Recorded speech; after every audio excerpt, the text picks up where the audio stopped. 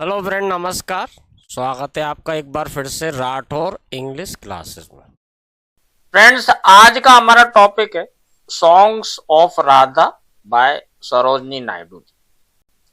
जैसा कि हम जानते हैं कि सरोजनी नायडू जी को द नाइटिंगेल ऑफ इंडिया का ये किताब दिया गया था। फ्रेंड्स, सॉन्ग्स ऑफ राधा ये कलेक्शन ऑफ पोएम है जिसमें कुछ पोएम्स को हम देख चुके हैं। आज हम एक और बहुत ही प्यारी सी कविता को देखेंगे इसमें से। आइए फ्रेंड्स, शुरुआत करते हैं सरोजनी नायडू जी के जीवन परिचय के बारे में। तो इनका जन्म हुआ था फ्रेंड 13 फरवरी 1879 1879 को हैदराबाद इंडिया में इनका जन्म हुआ था। हैदराबाद जो आंध्र प्रदेश में पड़ता है। इनकी मृत्यु फ्रेंड 2 मार्च 1949 को यानी आज़ादी के लगभग 2 साल के बाद लखनऊ में हुई थी। ये वहाँ की गवर्नर थी उस समय। इनके पिता फ्रेंड अघोरनाथ चट्टोपाध्याय, एक्चुअल में इनका सरनेम जो है चट्टोपाध्याय था। सरोजनी नायडू जी का भी यही, शादी से पहले इनका यही सरनेम था, अघोरनाथ चट्टोपाध्याय। ये एक बंगाली फैमिली थी और इनके पिताजी भी बहुत ज़्यादा पढ़े लिखे और अच्छे रिच परिवार से थे। इनके पिता फ्रेंड बंगाली ब्राह्मण थे जो कि प्रिंसिपल थे निजाम्स कॉलेज हैदराबाद में। निजाम्स कॉलेज हैदराबाद में प्रिंसिपल का काम करते थे, बंगाली परिवार। इससे आप अंदाज़ा लगा सकते हैं कि ये बहुत ही पढ़े लिखे परिवार से थी, रिच परिवार से थी, यानी कि अच्छे समृद्ध लोग थे।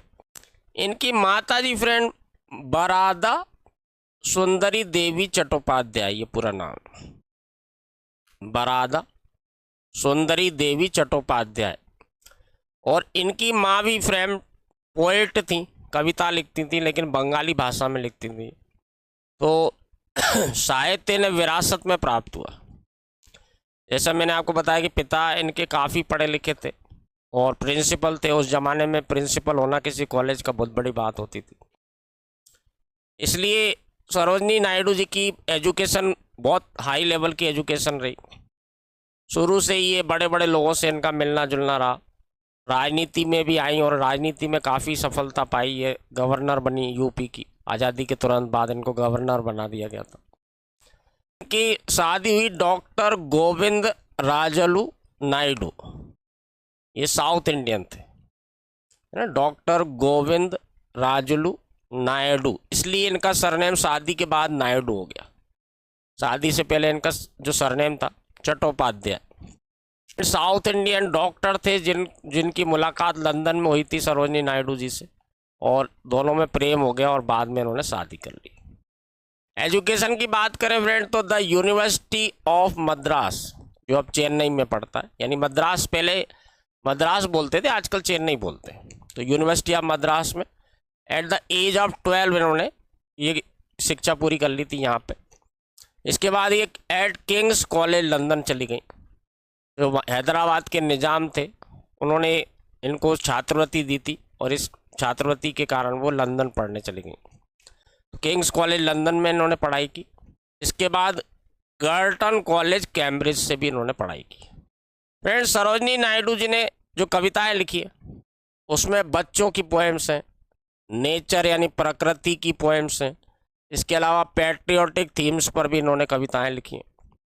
और लव एंड डेथ इनकी जो थीम रहती है इनकी कविताओं की, वो सभी तरह की है, यानी बच्चों के लिए लिखी हैं, देशभक्ति के ऊपर लिखी हैं, लव एंड डेथ है ना, प्रेम और मृत्यु, प्रकृति के ऊपर भी इन्होंने कहा है। तो ये सारी इनकी थीम्स रही हैं।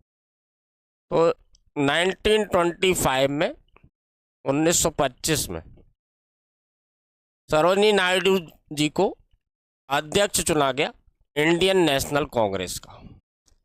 जैसे मैंने आपको बताया था कि ये राजनीति में केवल इंडिया में नहीं, इंग्लैंड में और साउथ अफ्रीका तक ये यात्रा करके आई हैं। वहाँ पे भी ये बहुत सक्रिय रही। तो ये कानपुर का अधिवेशन हुआ था, वहाँ पे इन्होंने अध्यक्ष के तौर पर अपना पदभार संभाला। आइए फ्रेंड, शुरुआत करते हैं इस पोएम को जिसका नाम है एट डस्क। अब डस्क का अर्थ होता है फ्रेंड संध्या का समय, जब सूरज डूबने लगता है, इसे गोधूली भी कहा जाता है। तो इस कविता की पंक्तियों को देखते हैं friend. Krishna Murari my radiant lover cometh O comrades haste bring me rich perfumes my limbs to cover saffron and sandal paste. इन पंक्तियों में फ्रेंड राधा जी कह रही हैं, पुकार रही हैं कृष्ण मुरारी मेरे रेडिएंट लवर। रेडिएंट लवर का मतलब तेजस्वी प्रेमी या प्रसन्न चित्त प्रेमी। तो वो भगवान कृष्ण को पुकार रही हैं, हे कृष्ण मुरारी मेरे प्रसन्न चित्त या तेजस्वी प्रेमी। इसके बाद वो कह रही हैं कमेथ ओ कॉमरेड्स हेस्ट, आओ मेरे साथियों जल्दी करो। Bring me rich perfumes my limbs to cover, मेरे लिए उन्नत किस्म के इत्र लेकर के आओ जिससे मैं अपने हाथ पैरों को कवर कर सकूं। केसरिया और सैंडल पेस्ट से, है ना, सैफरॉन मतलब होता है केसरिया और सैंडल फ्रेंड चंदन को सैंडल कहा जाता है। चंदन का और सैफरॉन केसरिया रंग का लेप लगा करके मैं अपने हाथ पैरों को इससे कवर कर सकूं जिससे उच्च स्तर की खुशबू आ सके।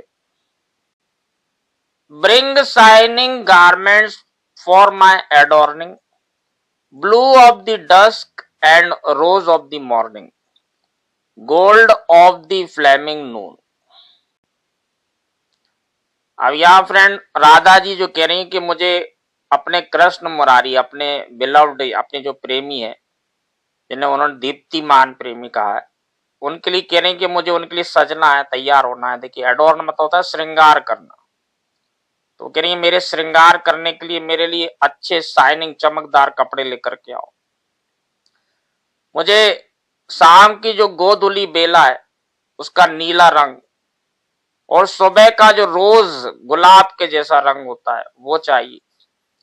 और दोपहर की जो दीप्तिमान दोपहर रहती है, दोपहर में जैसे आग जैसी निकलती जलती हुई दोपहर का जो सुनहरा रंग रहता है वो मेरे लिए लेकर के आओ ताकि मैं अपने कृष्ण मुरारी के लिए तैयार हो सकूं, यानी श्रृंगार कर सकूं। Bring me a breast band of gems that simmer making the lamps of the stars grow dimmer, fillets and fringes of pearls whose glimmer shameth the Shravan मुंह।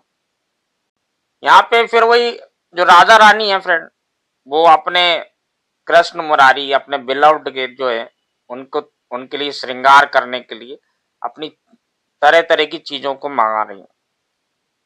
कुछ मीनिंग्स को देखते हैं फ्रेंड। तो जेम्स जो है रत्न होते हैं, जो उन्हें कहते हैं जेम्स, हीरे जवाहरात। ब्रेस्ट बैंड ये फ्रेंड छाती के ऊपर पहने जाने वाला एक सजावटी गहना होता है, जैसे बड़े बड़े हार होते हैं उस तरह के, उसको कहते हैं ब्रेस्ट बैंड। सिमर यानी होता है झिलमिलाना, चमचमाना। लैम्प्स यानी होता है दीपक। डिमर का मतलब होता है फ्रेंड धुंधला हो जाना। फिलेट्स जो पट्टियां होती हैं, जो बालों और सर पर बांधने वाली पट्टियां रहती हैं जिनसे कि सजावट की जाती है, जिनसे श्रृंगार किया जाता है। फ्रिंजेस झालर या किनारे जो रहते हैं इनको कहते हैं। पल्स मोती को कहते हैं।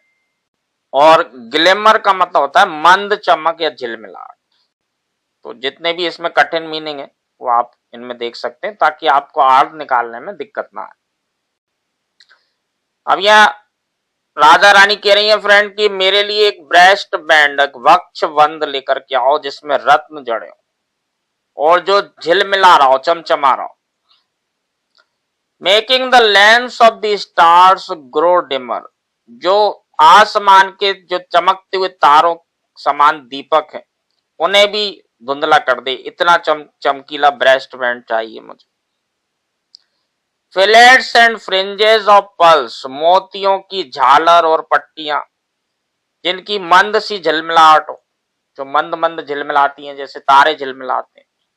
सेमेत द श्रावण मून, जो श्रावण यानी सावन का जो महीना होता है, सावन के महीने का जो चंद्रमा है उसे भी शर्म से नीचा कर दें, उसे भी शर्म दिला दें। इस तरह का मेरे लिए जो है श्रृंगार करने के लिए आभूषण लेकर के आओ। आगे देखें friend, Krishna Murari my radiant lover cometh O sisters spread buds and ripe blossoms his couch to cover silver and vermeil red.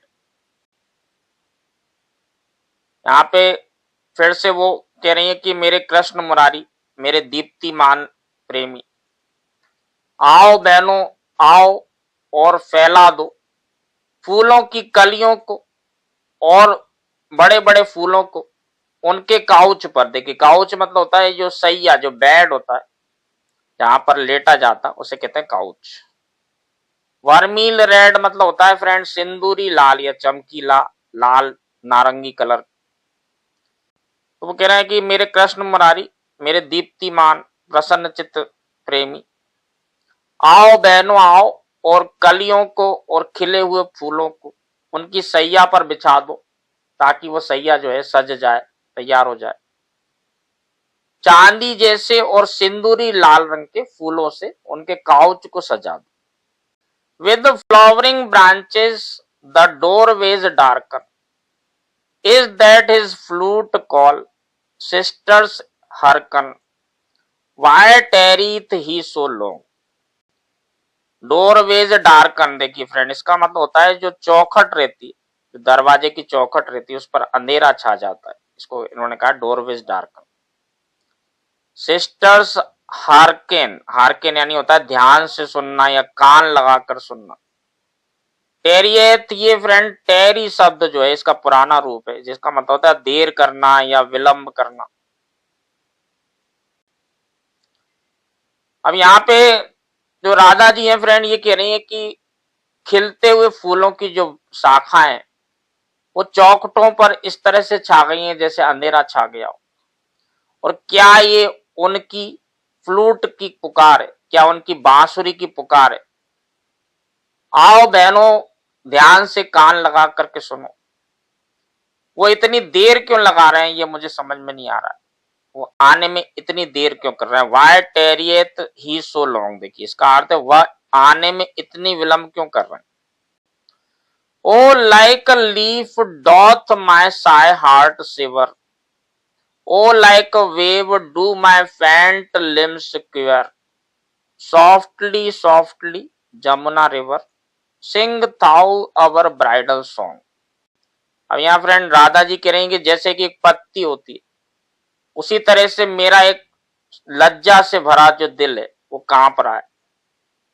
जैसे कि एक समुद्र की लहर होती है उसी तरह से मेरे ये कमजोर हाथ पैर जो है ये कंप कपा रहे हैं। और बहुत धीमी सी और मधुर सी आवाज में ये जो यमुना नदी है ये तुम्हारे और मेरे ब्राइडल सॉन्ग यानी विवाह गीत गा रही है। यानी जमुना रिवर जो है, यमुना को जमुना लिखा है यहाँ पे, यमुना रिवर जो है वो इस तरह से बह रही है जैसे कि ऐसा लग रहा है कि विवाह गीत जैसे गाती हैं महिलाएं। तो उस तरह से सॉफ्टली सॉफ्टली बहुत कोमल सी आवाज में यमुना नदी हमारे ब्राइडल का जो है विवाह गीत को गा रही है। फ्रेंड्स ये छोटी सी कविता है, ये 4 कविताएं सॉन्ग्स ऑफ राधा में। ये छोटी सी कविता है, बहुत प्यारी सी मधुर सी और स्पिरिचुअल है। इसको पढ़ के जो कृष्ण भक्ति में किस तरह से डूब जाते हैं। राधा रानी जो है कृष्ण को पुकार रही हैं, उनके लिए सज रही हैं, तैयार हो रही हैं और उनके लिए विवाह के जोड़ा तैयार हो रहा है, विवाह गीत गाए जा रहे हैं, इस तरह की कल्पनाएं वो कर रही हैं। बहुत ही प्यारी मधुर सी कविता है। आज के वीडियो में इतना ही करेंगे फ्रेंड, नेक्स्ट वीडियो में फिर मिलते हैं। Thank you very much.